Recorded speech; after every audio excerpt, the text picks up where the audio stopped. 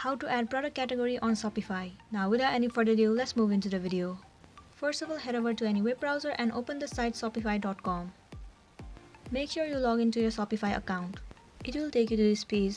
Now tap on this 3 horizontal line at the top left corner. You will get to see the option of products. Tap on it. So here you can see that I already have one product category. In order to add more product category, all you have to do is tap on this add product. So first of all, you need to enter the title of your product. So let me enter as half pant.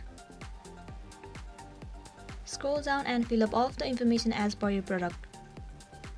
Once you are done filling up all of the information, here you'll get to see the option of collections. Tap on it. And then you need to click on home page. Once you are done, scroll down and tap on the save option at the bottom right corner.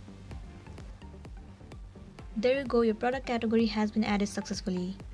In order to check it out, just tap on this 3 horizontal line and then move into collections. Tap on home page.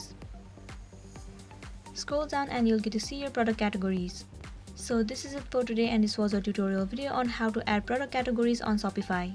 I really hope this video is gonna help you out. Thank you for watching it till the end.